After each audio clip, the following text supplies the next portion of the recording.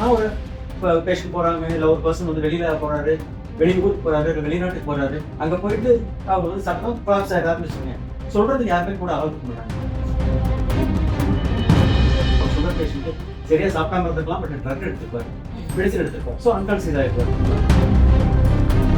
வயிற்றுக்குள்ளே இருக்கிறது தொண்டைக்கு வந்து மூச்சு குழாய்க்குள்ள போச்சுன்னா பேஷண்ட் எக்ஸ்பரேட் ஆகி ஈவன் நீரே போகிறதுக்கு உண்டான சான்ஸ் தான் இருக்கு.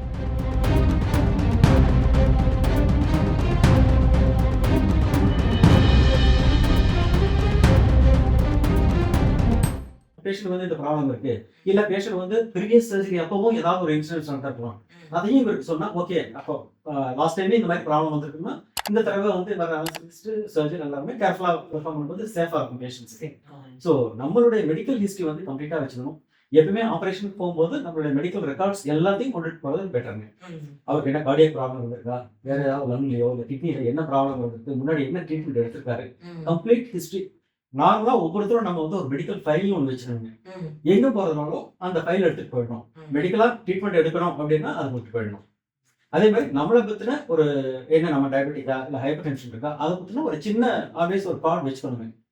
என்ன ப்ராப்ளம் வந்தாலும் நமக்கு ஒரு ஏதாவது ஒரு இடத்துல இருக்கும், நமக்கு ஒரு ப்ராப்ளம் அப்படின்னா ட்ரீட்மெண்ட் எடுக்கிறதுக்கு அதை எடுத்து பார்த்தாங்கன்னா தெரியும் டாக்டர்ஸ்க்கு. இல்லை ஒரு பர்சன் வந்து வெளியில போறாரு, வெளியூருக்கு போறாரு, இல்லை வெளிநாட்டுக்கு போறாரு, அங்க போயிட்டு அவர் வந்து சட்டம் ப்ராப்ஸ் ஆகிடாருன்னு வச்சுக்கோங்க, சொல்றதுக்கு யாருமே கூட அலோவ் பண்ண மாட்டாங்க.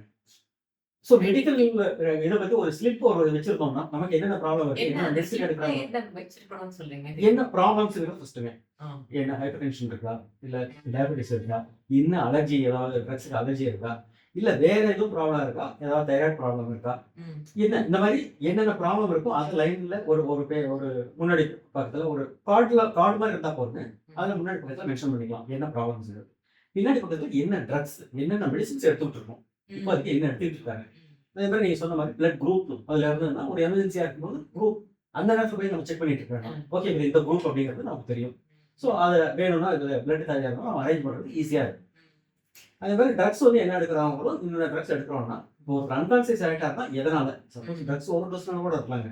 ஒரு சரியா சாப்பிடாம இருக்கலாம், ஒரு சுகர் பேஷண்ட் சரியா சாப்பிடாம இருந்துக்கலாம், பட் ட்ரக் எடுத்துருப்பாரு, மெடிசன் எடுத்துருப்பாரு, ஸோ அன்கான்சியஸ் ஆகிருப்பாரு. ஸோ அதை பார்க்கும்போது நமக்கு புரிஞ்சுக்கலாம் என்ன ப்ராப்ளம் இருக்கு, என்ன ட்ரக் எடுத்துருக்காரு, இதுக்கு என்ன ட்ரீட்மெண்ட் கொடுக்கணும் அப்படிங்கிறது ஈஸியா இருக்கும். அதுவும் ஐடி கார்டு எப்படி ஆபீஸ் ஐடி கார்டு அதே மாதிரி ஆதார் மெடிக்கல் கார்டு கையில வச்சுக்கிறாங்களோ மெடிக்கல் கார்டு எப்பவுமே எல்லாரும் வச்சுக்கணும்னு நீங்க அதுலயே நான் சொன்ன அந்த ஸ்கோலியன் அப்படிங்கிறது அதையும் மென்ஷன் பண்ணிருக்காங்க. இந்த ப்ராப்ளம் இருக்குன்றத மென்ஷன் பண்ணிட்டோம்னா ஸ்கோலியன் அப்படிங்கிறது ஸோ இந்த ட்ரக்குக்கு இது எஃபெக்ட் இருக்கு, இந்த ப்ராப்ளம் இருக்கு அப்படிங்கிறது மெயின்டைன். நல்ல பாயிண்ட். அதே மாதிரி இன்னொன்று வந்து எல்லாருமே புரிஞ்சுக்க வேண்டியது என்னன்னா, இப்போ ஆப்ரேஷன் வர்றாரு அப்படின்னா நார்மலாக வந்து ஒரு 6 hours எதுவும் சாப்பிடக்கூடாது அப்படின்னு. மோஸ்ட் ஆஃப் த பீப்புள் வந்து அதோட இம்ப்ளிகேஷன்ஸ் அதை ஏன் அப்படி சொல்றாங்க அப்படிங்கிற தெரியாட்டி கூட ஓகே டாக்டர் சொல்றாரு ஃபாலோ பண்ணலாம் பண்ணுவாங்க. ஒரு சிலர் வந்து அதுக்கு ஒரு ஃபியூ பர்சன்ஸ் மட்டும் அது என்ன, அது 6 மணி நேரம் சாப்பிட்றதுக்கு என்ன, ஒரு தண்ணி குடிச்சா என்ன ஆகிடுச்சு, இல்லை ஒரு ஜூஸ் குடிச்சா என்ன ஆகிடும் அப்படிங்கிற மாதிரி ஒரு ஃபீலிங் மென்டாலிட்டி இருக்கு. எதுக்காக 6 மணி நேரம் பட்டியோட இருக்கு சொல்றாங்க அப்படிங்கிற அந்த ஃபீலிங் இருக்குங்க. ஸோ அந்த மாதிரி இல்லாமல் அது ஏன் அந்த மாதிரி சொல்கிறோம் அப்படின்னா, அனஸ்தீசியா கொடுக்கும்போது எல்லா சிஸ்டமே அந்த ஃபங்க்ஷன் வந்து குறையுங்க. கார்டியாக் இருக்கட்டும், இன்டெஸ்டைனாக இருக்கட்டும், எந்த ஃபங்க்ஷன் எதுவாக இருந்தாலும் குறையும். இப்போ நம்ம சாப்பிட்ற சாப்பாடு வந்து டைஜஸ்ட் ஆகும்போது மேலே வர்றது இல்லைங்க, உணவு குழாய்க்கு மேலே வர்றது இல்லை, ஏன்னா இது கீழே தான் போகுது. அதை ப்ரிவென்ட் பண்ணுறது ஒரு வேல்யூ இருக்குங்க, ரிவர்ஸ் வராமல் இருக்கிறதுக்காக. அனஸ்தீசியா கொடுக்கும்போது அது எல்லாமே ரிலாக்ஸ் ஆகிடும். ரிலாக்ஸ் ஆகும்போது ஸ்டமக்ல என்ன இருக்கோ எல்லாமே உணவு குழாயில் வந்து தொண்டைக்கு வரதுக்கு சான்ஸ் இருக்கு. So it's life endangering. வயிற்றுக்குள்ள இருக்கிறது தொண்டைக்கு வந்து மூச்சு குழாய்க்குள்ள போச்சுன்னா பேஷண்ட் எக்ஸ்பரேட் ஆகி ஈவன் நீரே போகிறதுக்கு உண்டான சான்ஸ் தான் இருக்கு. அதனுடைய இம்ப்ளிகேஷன்ஸ் புரிஞ்சுக்க. அதனால தான் அவங்க இன்சிஸ்ட் ஒன்றுமே எடுக்கக்கூடாது.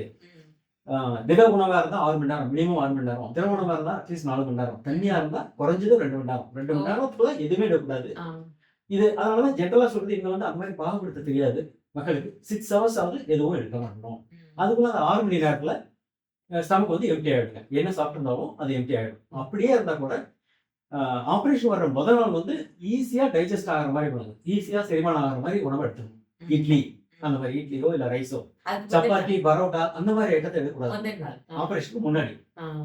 அந்த எடுக்கிறதே வந்து ஈஸியாக டைஜஸ்ட் ஆகிற மாதிரி ஃபுட் எடுத்துக்கிட்டோம்னா கம்ஃபர்டபுளாக இருக்கும். டைஜஸ்ட் ஆகும்போது ஈஸியாக ஆகிடும், ஸ்டமக்கும் ஃபுல்லாக எம்டி ஆகிடுங்க.